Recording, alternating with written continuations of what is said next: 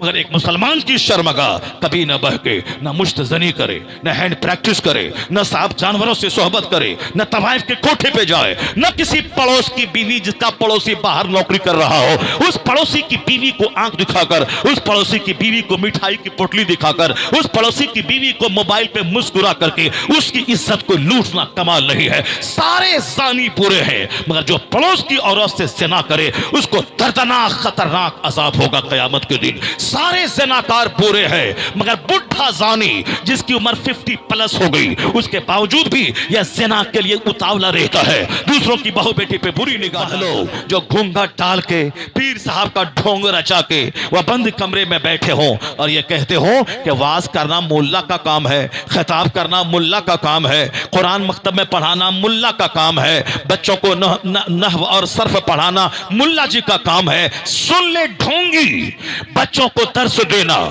खिताब करना, अमरे बिल मारूफ करना, या बोल के तुझको अमरे बिल मारूफ करना नहीं आता है, या बोल के मुझ तुझको तकरीर करना नहीं आता है। उनका ढोंगी मुरीद या बोले कि हमारा पीर जाहिल है, उसको खिताब करना नहीं आता है, ये मत बोलना कि तकरीर मुल्ला करता है। और जो साहिबे तरीकत होते हैं वह तकरीर नहीं करता है, झूठा है वो। सबसे बड़ा खतीब, सबसे बड़ा मुकर्रिर अगर कोई दुनिया में है तो मुस्तफा जाने रहमत की जाते गिरामी है। मस्जिद नबवी में हर जुमा के दिन पैगंबर आजम खिताब करते थे, वाज करते थे। तो अब खिताब करना मुस्तफा की सुन्नत है, वाज करना मुस्तफा की सुन्नत है, लोगों को जन्नत की तरफ बुलाना मुस्तफा की सुन्नत है। और इसीलिए जो आलिम है वह मुस्तफा का नाइब है। 1000 बीघा जमीन का जोतने वाला वह जमींदार कहला सकता है, वह कैपिटलिस्ट कहला सकता है, इंडस्ट्रियलिस्ट कहला सकता है, वह मास्टर लायर बैरिस्टर कहला सकता है, नाइबे पैगंबर नहीं। नाइबे पैगंबर वो आलिम किराए के घर में रहता हो, चाहे वह मिट्टी के घर में रहता हो, सीने में कुरान हदीस का इल्म है और बिला खौफ लौमत लाइम वह लोगों के सामने हक बयान करता है, कुरान हदीस का पैगाम सुनाता है, वह नाइबे पैगंबर है। मुस्तफा महान, मुस्तफा का नाइब भी महान कहलाता है। इसीलिए आलिम दीन का मकाम बंद कमरे में रहकर 1000 रकत नमाज नफल पढ़ने वाले से बड़ा है, क्योंकि मुस्तफा का काम था दूसरों को वाज करना, नसीहत करना, अमरे बिल मारूफ करना। अल्लाह कहता है कुन तुम खैरा उम्मा, तुम बेहतरीन गरो हो, लोगों की तरफ निकाले गए हो। तेरा काम हप हप खाना नहीं है, कपड़े का मुकाबला, खाने का मुकाबला, साहब जमीन का मुकाबला, फॉर्चूनर का मुकाबला, क्रिस्टा का मुकाबला और साहब एर्टिगा का मुकाबला, बुलेट का मुकाबला। जो तुमने काफिरों से सीखा है वह काफिर करते हैं खाने का मुकाबला। काफिर खाने के लिए पैदा हुए हैं, वह पहनने के लिए पैदा हुए हैं, वह दुनिया में मौज मस्ती करने के लिए पैदा हुए हैं। पर हमारे पैगंबर ने क्या कहा है, एक दिन का मौज कोई मौज है क्या? असल मौज है वो जो खरबों साल के लिए हो। एक दिन की मस्ती कोई मस्ती है क्या? असल मस्ती वह हो जो मस्ती कभी छूटे नहीं, कभी ना हुस्न जायल हो, ना जवानी जायल हो, ना वहां बदबू हो, ना वहां साहब पेशाब पाखाना हो, ना पोलो बराज हो, हर तरफ से नेमतें ही नेमत हो, नेमत छीनने का भी अंदेशा ना हो। इस तरह परफेक्ट जगह कहां है दुनिया में? यहां तो आज जवान है कल बूढ़ा होगा, आज दाढ़ी के बाल सफेद है कल बाल उजला होगा, और फिर उजला को काला बनाने के लिए काला खिजाब लगाना पड़ेगा। काला खिजाब लगा के बाल तो काला हो सकता है, लेकिन रग कहां से सीधी होगी, या पुट्ठे की हड्डी कहां से सीधी होगी? आला हजरत से पूछा था, बाबा काला खिजाब लगाना कैसा है? लोग जवानी छुपाने के लिए, जवान बनने के लिए काला खिजाब लगाते हैं। आला हजरत ने मुजद्दिद आजम ने कहा था, बूढ़े बैल की सींग में तेल लगा देने से बैल जवान नहीं होता है। अगर हम खिजाब लगा लें काला, बाल काला होगा। हड्डी को कहां ले जाओगे? गोश्त को कहां से ले जाओगे? रग जो टेढ़ी हो चुकी है 70 साल में, उस रग को सीधी कैसे करोगे? तो बाल रहे सफेद, लेकिन अगर रगें सीधी है, बदन में ताकत है, वह 25 साल के जवान पे भारी है। यहां रगें टेढ़ी है, कमर झुकी हुई है और बाल काला करके जवान बनना चाहता है। जिस तरह बूढ़ा बैल सींग में तेल लगाने से जवान नहीं होता, उसी तरह बूढ़ा खिजाब लगाने से वह जवान नहीं होता। तो खिजाब लगाना कमाल नहीं है, बल्कि अपनी उम्र के तकाजे को समझना कमाल है कि अब मैं 80 साल के बुढ़ापे में जो चाहूंगा कि 10 रोटी खा लो नाश्ते में, 5 रोटी खा लो दोपहर में, रात में खाना खा लो दबा के और आराम से सारा दाना पच जाए। और डॉक्टर साहब के पास जाके सारे बूढ़े रोते हैं, भूख नहीं लग रही है, पखाना नहीं हो रहा है, कब्ज हो रहा है। एक बूढ़ा 10 दिन पहले एक डॉक्टर साहब के पास आया, मैं वहां खड़ा था, वह बूढ़ा बोल रहा भूख नहीं लग रही है, डॉक्टर साहब कोई दवाई दे दीजिए। डॉक्टर साहब ने कहा जाओ ये दवाई ले जाओ, खाने से पहले खा लेना, खाने से पहले खा लेना। मैंने उनसे कहा डॉक्टर साहब की बात तो आपने सुन लिया, दवाई तो आप खाइए, लेकिन ये बताइए मुझको 25 साल की उम्र में जो आपका चेहरा था, आपकी बॉडी थी, आपके बदन का चमड़ा था, अभी जो 75 साल में खोजिएगा उसी तरह का अट्रैक्टिव चमड़ा चेहरे पे हो जाए, उसी तरह की जवानी आ जाए, उसी तरह के सर के बाल हो जाए, मुमकिन है का? कभी मुमकिन नहीं है। तो मैंने कहा जब मुमकिन नहीं है तो जवान में जो 10 रोटी दबाते थे और चाहते बुढ़ापे में भी हम उसी तरह खाना खाएं, नहीं होगा। 2 टाइम खाना खाओ, सिर्फ एक टाइम सुबह खाओ 2 रोटी, एक रात में खाओ, दोपहर में मत खाओ, फिर एक दवाई लेने की जरूरत नहीं पड़ेगी। यहां तो तुम सोचता है कि 5 रोटी नाश्ते में भी खा ले और दोपहर में भी साहब 2 प्लेट चावल ठूस ले और फिर रात में भी 2 चावल ठूसे, क्योंकि पहले तो गरीबी थी, खाना नहीं मिलता था, सूखी रोटी लोगों को मिलती थी। अब तो पैसे की फरावानी है, हराम करके, लूट करके, खसोट करके, बेईमानी करके, चोरी करके, माल का ऐब छुपा के बेच के लोगों के पास तो पैसे हो गए हैं। नमाज रोजा कुर्बान छोड़ करके लोग पैसा कमा करके मालदार हो गए हैं। अब मालदार हो गए हैं तो क्या करने के लिए? बस साहब तरह तरह के खाने खाएं, खाने का मुकाबला, तरह तरह के पहनने का मुकाबला, जेवर का मुकाबला। बहन की शादी है, ये जेवर पहन के जाएंगे, अगर दूसरी की शादी में जाएंगे तो लोग बोलेगा गरीब आदमी है, वही जो वहां पहन के आई थी यहां पहन के आई है। अब ये कपड़ा 5 शादी हो 5 दिन में तो 5 अलग अलग कपड़ा चाहिए। क्यों साहब? अगर यही ग्रीन कलर का सूट पहन के गए वहां सारी औरतें बोलेंगी कोई और दूसरा कपड़ा इसके पास नहीं है। वहां अरे नहीं पही पहन लो, नया कपड़ा है।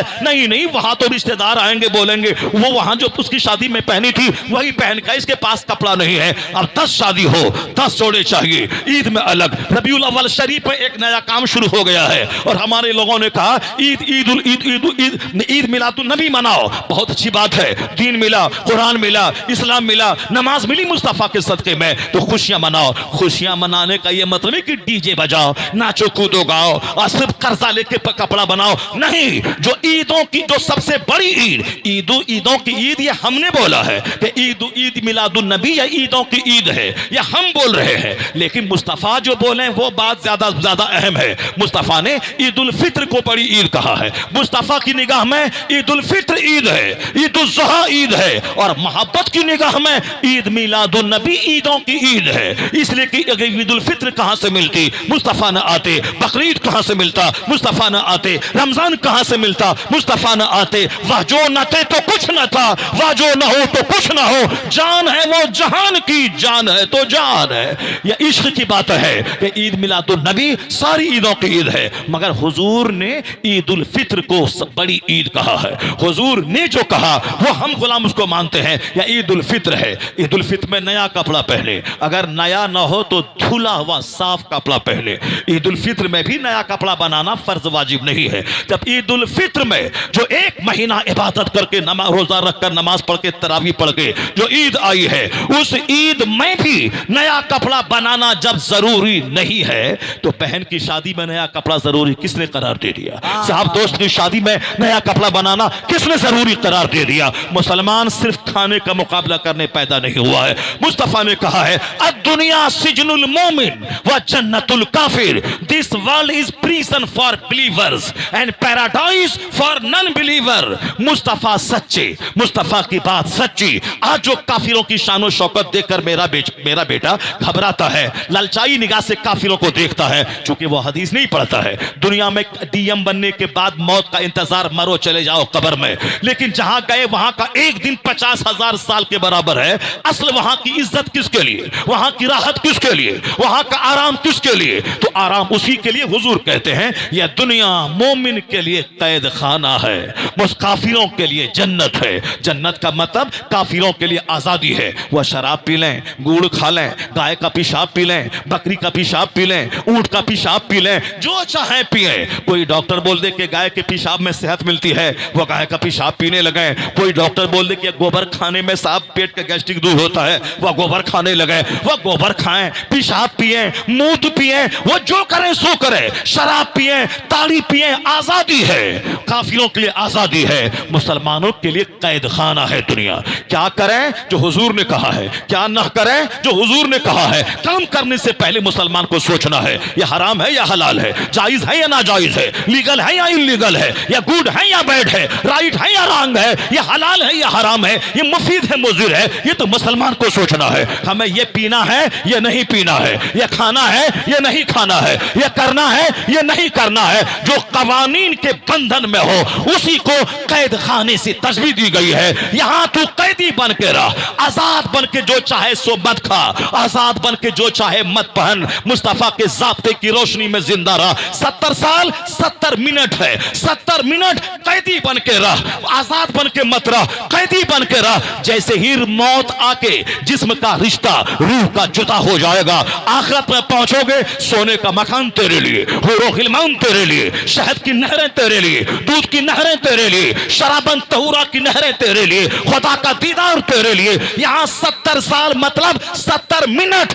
अपने आप पे सेल्फ कंट्रोल करके रह। आंखों को बचा, जबान को बचा, कान को बचा, शर्मगाह को बचा। मुस्तफा ने कहा है जो मुझे दो चीजों की जमानत दे दे, या जबान की सुरक्षा की जमानत दे दे, शर्मगाह की सुरक्षा की जमानत दे दे। हुजूर फरमाते हैं मैं यज़मल्ली मा बैन रिजले व मा बैन लहये अज़मल लहुल जन्ना। मुस्तफा कहते हैं जो दो टांगों के बीच में जो शर्मगाह है, जो उसकी सुरक्षा की जमानत मुझको दे दे, उसको गलत इस्तेमाल न करे, और दो जबड़ों के बीच में जो जबान है इसकी सुरक्षा की जमानत मुझको दे दे, तो जन्नत के मालिक कहते हैं अज़मल लहुल जन्ना, मैं उसको जन्नत की जमानत देता हूं, मैं उसको जन्नत की गारंटी देता हूं। इसका मतलब ये नहीं निकला कि दुनिया में गीबत करे, जबान से चुगलखोरी करे, जो झूठ बोले, फजूल बातें गड़गड़ गड़गड़ बोलते रहे। बोलना बहुत बड़ा कमाल की बात है। शादी की महफिल में बैठे 2 घंटे तक बड़बड़ कर रहे हैं, गाड़ी में बैठे 3 घंटे से बड़बड़ कर रहे हैं, इसकी बात उसकी बात, उसकी बात अब्दुल्ला की बात, फला की बात, चिला की बात, दुनिया भर की बात, गीबत शिकायत करें। जितनी देर दूसरों की बात करेगा, साहब चबा रहे हैं रजनीगंधा 5 घंटे से, चबा रहे हैं साहब रजनीगंधा 5 घंटे से। मैंने बनारस के मुफ्ती को कहते हुए सुना था, मैंने कहा मौलाना आप पान क्यों नहीं खाते हैं? मुफ्ती आजम हिंद भी पान खाते थे, आला हजरत भी पान खाते थे। मुफ्ती आजम हिंद पान खाते थे, एक पान रख लिया, वह पान 5 घंटे 2 घंटे के बाद बिगर निकालते थे, पान बिल्कुल हरा रहता था। ऐसा नहीं कि पान खाया चपड़ चपड़ किया और उगालदान रखा और पटापट थूक फेंकता रहा, और कुछ वहां गिरा और कुछ कपड़े में गिरा, कुछ थूक दाढ़ी में लगा ताकि सब जाने पान खा रहे हैं। वह 5 घंटे के बाद भी पान निकालते थे मुफ्ती आजम हिंद रज़ियल्लाहु ताला अन्हु, तो वह पान बिल्कुल हरा निकलता था। एक तरफ रख दिया गया, चूंकि उसमें चूना होता है, पान के पत्ते में भी कुछ फिजिकल बेनिफिट है, उससे कैल्शियम मिलता है, दांत मजबूत होता है, तो वो रखा। लेकिन आजकल लोग जो पान खा रहे हैं, मैंने पूछा मुफ्ती साहब से आप पान क्यों नहीं खाते हैं? वो कहा मौलाना शहरयार मैं जितनी देर तक पान चबाऊंगा उतनी देर में 50 बार दरूद पढ़ लूंगा, मैं 50 बार कलमा पढ़ लूंगा। कितने धन है उसकी सोच। यहाँ चपड़ चपड़ शादी में बातें, मेहमान है उसमें बातें, साहब गाड़ी में बातें, जहां मुलाकात हुई वहां बातें, खामोश रहना कोई नहीं जानता। हुजूर कहते हैं मन समता नजा, जो खामोश रहा वह नजात पा गया। हुजूर कहते हैं जो अल्लाह रसूल आखिरत के दिन पे ईमान लाता है फल यकुल खैरन और लियसमुत, या तो अच्छी बात बोले वह चुप रहे। बेशुमार तलाक़ें खत्म हो जाएंगी अगर मेरी माँ बहन बेटी जबान पे कानून का ताला लगा दे, खामोशी का ताला लगा दे, वह बातें कम करे, जरूरतन बातें करे। ऐसा नहीं कि शोहर बेचारा 12 घंटे खेत में हल चला के घर आया है, अब उनके सामने दस्तरखान बिछा के खाना दे दिया और बैठ के पंखा झेल रहे हैं। अब माँ की शिकायत, चाची की शिकायत, बाप की शिकायत, भाई की शिकायत। वो बेचारा मर्द तो सब्र करने के लिए पैदा हुआ है, वो तो सब्र करके खाना खा लेता है, वरना तुम जो उसके जज्बात को भड़काती हो, उसके बदन में नफरत की आग लगाती हो, एक बेटा को माँ से दूर करती हो, ये बताओ कितना खतरनाक काम है। 50 दिन तो तेरी बात सह लेगा, 51वें दिन वह तुझको मार के घर से बाहर निकाल देगा, तलाक दे देगा। वह भले ही बज़ाहिर वह माँ का बहुत बड़ा वफादार ना हो, लेकिन जिस दिन खून रंग लाएगा, ब्लड रंग लाएगा कि माँ का ब्लड बच्चे के जिस्म में है, जिस दिन माँ की ममता याद आएगी तो उस दिन तुझे घर से बाहर निकाल के वो अपनी माँ के पास जाएगा। चूंकि तुझको निकालेगा तो जहन्नम नहीं मिलेगा। मां अगर निकाल दिया तो मां के नाराजगी से जहन्नम मिलेगा, क्योंकि मां के पांव के नीचे जन्नत पोशीदा है। इसीलिए अपने शौहर को ज्यादा भड़काओ मत। ये बातें वो बातें, इसकी शिकायत उसकी शिकायत, दाना ही नहीं पचता है जब तक ये ग़ीबत ना करे, शिकायत ना करे। फोन पे बेचारा 8 घंटे नौकरी करता है फैक्ट्री में सऊदी अरब में, 4 घंटे ओवर टाइम लगाता है ताकि 5 साल काम करें, एक घर बना लें, छोटा मोटा कारोबार अपने घर में डाल लें, और फिर उसके बाद घर जाएं ताकि आराम से बाल बच्चों के साथ रह करके जिंदगी के दिन गुजारें। वो बेचारा वहां 16 घंटे काम करके आया है सोने के लिए। अब यहां से फोन करके तुम्हारी माँ ऐसा बोली, तुम्हारी बहन ऐसा बोली, तेरी फूफी ऐसा बोली, तेरी चाची ऐसा बोली, तेरा खानदानी खराब है, मैं यहां नहीं रहूंगी, अब मैं चली जाऊंगी। ये बता दे कि आज जो तलाक वाक़ हो रही है, आज जो लड़ाई झगड़े का माहौल है, इसी जबान की वजह से समाज में लड़ाई झगड़े हैं, इसी जबान के बेलगाम होने की वजह से। मुस्तफा क्या कहते हैं? जो जबान की सुरक्षा की जमानत दे दे, जहां हक बोलना है वहां चोर बन के रहना है, जहां नहीं बोलना है वहां साहब बातें करते रहना है, जहां वक्त का कयाम का टाइम आया वहां बैठ जाना है, जहां सजदे का टाइम आया वहां रुकू कर देना है। ये ना झुक गया नादान सजदे में, जब वक्त कयाम आया, कयाम का अलग टाइम है, सजदे का अलग टाइम है, बैठने कादा का अलग टाइम है। जहां बोलना जरूरी है वहां खामोश रहे, वह गोंगा शैतान है। जहां हक बोलना है, जहां सही बोलना है, अगर वहां कोई चुप रहा वह गोंगा शैतान है हदीस की ज़बानी। और जहां नहीं बोलना चाहिए वहां अगर कोई बोल के माहौल को खराब करता, आग लगाता है, वो भी शैतान है, बोलता हुआ शैतान जो फितने को हवा देता है। हमारी मां बहन बेटियां इसी तरह जहां बोलना है वहां नहीं बोलेंगे, जहां नहीं बोलना है वहीं बोलेंगी। जबान को कंट्रोल में रखिए। अकलमंदी बोलने में नहीं है, अकलमंदी खामोश रहने में है। अल्लाह ने एक जबान दी है, 2 कान दिए हैं ताकि बोले कम सुने ज्यादा 2 कान है, बोले कम 1 जबान है। आज तलाक दूर हो जाएगी, तकरार खत्म हो जाएगी, जंग खत्म हो जाएगी अगर आदमी मुस्तफा की हदीस पर अमल करे। आज गांव गांव में आग लगी है, क्यों? साहब फला मुसलमान का बेटा फला हिंदू की लड़की को लेके भाग गया, फला हिंदू का बेटा फला मुसलमान की लड़की को लेके भाग गया। अब दोनों गांव में आग लगी है, शहर जलता है, गांव जलते हैं, बाजार में आग लगती है, सैकड़ों दुकानें जलती है।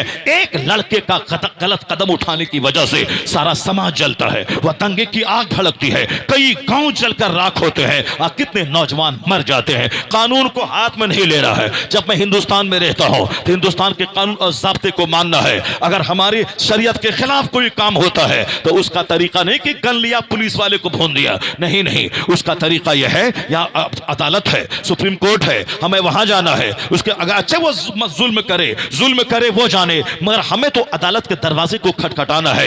एक तरफ 1 लाख पुलिस खड़ी है, हम एक तरफ 1000 हैं। अगर हम पुलिस वाले पे पत्थर मारने लगे और वह गोली से भूनकर हमारे सारे बच्चों को काट के मार दिया, मेरे घरों को बुलडोजर से साहब दफन कर दिया, ये बताएं कि कौन सी अकलमंदी है, यह कौन सी दानिशमंदी है? हाँ, जब बगैर जिहाद के कोई चारा ना रहे। अब इस्लाम बचाने, मस्जिद बचाने, घर बचाने के लिए, इज्जत बचाने के लिए अब सिर्फ एक रास्ता रह गया है, जिहाद। तो फिर वहां पे सब कुछ लुटा दे। वहां जो भागेगा मैदान जंग से वह भगोड़ा है, ना कोई फर्ज कबूल होगा, ना कोई नफल कबूल होगा। वहां जान दे, शहादत का जाम पिए। लेकिन ऐसा नहीं कि सांप के मुंह में हाथ दे दे और मर जाए तो हम शहीद हो गए। नहीं, सांप अगर अचानक काट लिया और बंदा मर गया तब वो शहादत का मर्तबा पाएगा। पानी में छलांग के डूब के मर जाए वह बुरी मौत मरा, जहन्नमी है। खुदकुशी करना हराम है, वह हराम काम किया। लेकिन अगर कोई पानी से रास्ता तय कर रहा था, बीच पानी में गया, भूचाल आया और इत्तेफाक से वह डूब गया, ये शहादत की मौत मरा।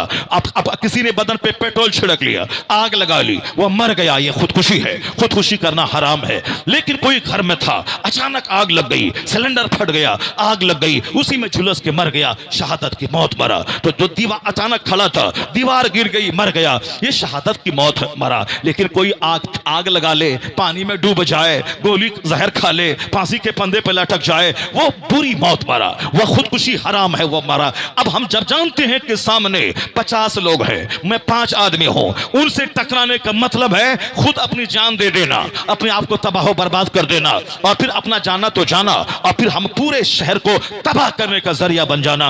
वाला तुल्कू, अपने आप को तबाही के हाथों मत डालो, अपने आप को सांप के मुंह में मत डालो। सांप पीछे से आके काट लिया, शहादत की मौत। अगर सामने सांप के मुंह में हाथ डालोगे, मर गए, तो फिर तुम खुदकुशी की मौत मरे सीधे जहन्नम जाओगे। उसी तरह से गलत फैसला समाज को तबाह कर देता है। एक लड़का किसी लड़की का मुंह देखा, नहीं इससे हम प्यार करते हैं, इससे हम शादी करेंगे, हमने इसको नेट के जरिए मोहब्बत की है। अब साहब ये है अंसारी, वो है बरहमन की बेटी, नहीं मोहब्बत हो गई है, मैं जान दे दूंगा, मैं मर जाऊंगा, मैं खा जाऊं, मैं मिट जाऊंगा, हम उसके लिए पैदा हुए हैं, वो नहीं मिली तो मैं मर जाऊंगा। ये सारी बातें वहां होती हैं जहां कोई रूटीन ऑफ लाइफ नहीं है, सिस्टम ऑफ लाइफ नहीं है, जहां मकसद हयात नहीं है। जहां मकसद हयात नहीं है, खूब खाना, खूब सोना, खूब इधर उधर आंखें मारना, जहां मकसद नहीं है, जहां मकसद है जन्नत जाना, अल्लाह को राजी करना, मुस्तफा को मुंह दिखाना, हुजूर की शफाअत हासिल करना। यह बड़ा प्लान तो डीएम बनने से बड़ा प्लान है, प्रधानमंत्री बनने से बड़ा प्लान है, अरबपति बनने से बड़ा प्लान है। इसलिए दूसरी कौमें विदाउट प्लान रह सकती है, मगर जिसके पैगंबर ने जन्नत और आखिरत की बात बता दी, और जो कौम मोमिन हुआ ही इस तरह से है, मैं ईमान लाया अल्लाह पर, अल्लाह के रसूलों पर, आखिरत के दिन पर, जन्नत और जहन्नम पर। जब जन्नत जहन्नम पे ईमान लाया तो जन्नत की बहारों से बढ़ के दुनिया की कोई बहार नहीं है। तो हमारा सबसे बड़ा प्लान है जन्नत जाना, ईमान बचाना, जन्नत जाने की तैयारी करना। तो जिसका प्लान जहन्नम से बचकर जन्नत जाना हो, एक एक मिनट उसके लिए कीमती हो जाएगा, उसकी बोली कीमती, उसका चलना कीमती, उनका सोना कीमती। वह फजूल बातों से बचेगा, फजूल खाने से बचेगा, फजूल पहनने से बचेगा, फजूल घूमने से बचेगा। अगर उसका हर टाइम टेबल सेट हुआ तो जन्नत वहां मिलेगी, मगर लोग कहेंगे चलता फिरता जन्नती। अगर देखना हो ये गुलाम मुस्तफा को देख ले, चलता फिरता जन्नती नजर आएगा। मोमिन का हर काम शेड्यूल्ड होता है, मोमिन का हर काम। चूंकि मोमिन को भी अब आखिरत पे कमजोर ईमान रहा, कमजोरी का शिकार हो गया, होगा कि नहीं होगा, क्या होगा नहीं होगा देखा जाएगा। या फिर ये भी है कि चलो अब जो कुछ भी करें अल्लाह सब माफ कर देगा। ये सारी कमजोरियों की वजह से काफिरों के बच्चे, कम से कम उसको तो मास्टर बनने का प्लान है, वो 10 घंटे पढ़ता है। हमारे बच्चों के न दुनिया का प्लान है न आखिरत का प्लान है। इसीलिए बगैर पतवार के नाव की तरह यहां वहां जहां तहां घूमते रहना है। शादी में 50 करोड़ खर्च करना है। आजकल शर्मगाह आजाद हो गई। बच्चे हमारे जाते हैं सऊदी अरब, वहां से डेड बॉडी वापस आ रही। बच्चे हमारे जाते हैं दिल्ली पंजाब, वहां किसी लड़की से मोहब्बत किया और लड़की के बाप ने उसे काट दिया, उसकी डेड बॉडी वापस आ रही है। माँ बाप बोला था बेटा जबान की सुरक्षा करना, शर्मगाह की सुरक्षा करना, वरना तो डेड बॉडी वापस आएगी। 1400 साल पहले मेरे पैगंबर ने क्या कहा, जो मुझे शर्मगाह की हिफाजत की जमानत दे दे और जो जबान की हिफाजत की जमानत दे दे, जन्नत के मालिक कहते हैं मैं उसको जन्नत की गारंटी देता हूं। तो शर्मगाह बहके काफिर की ये तो मुमकिन है, मगर एक मुसलमान की शर्मगाह कभी न बहके, न मुश्तजनी करे, न हैंड प्रैक्टिस करे, न साहब जानवरों से सोहबत करे, न तवाइफ के कोठे पे जाए, न किसी पड़ोस की बीवी जिसका पड़ोसी बाहर नौकरी कर रहा हो, उस पड़ोसी की बीवी को आंख दिखाकर, उस पड़ोसी की बीवी को मिठाई की पोटली दिखाकर, उस पड़ोसी की बीवी को मोबाइल पे मुस्कुरा करके उसकी इज्जत को लूटना कमाल नहीं है। सारे जानी बुरे हैं, मगर जो पड़ोस की औरत से ज़िना करे उसको दर्दनाक खतरनाक अजाब होगा क़यामत के दिन। सारे ज़िनाकार बुरे हैं, मगर बुढ़ा जानी जिसकी उम्र 50+ हो गई, उसके बावजूद भी यह ज़िना के लिए उतावला रहता है, दूसरों की बहू बेटी पे बुरी निगाह डालता है। हुजूर फरमाते हैं सलासतुन ला युकल्लिमुहुमुल्लाहु वला यंजुरु इलैहिम वलहुम अज़ाबुन अलीम।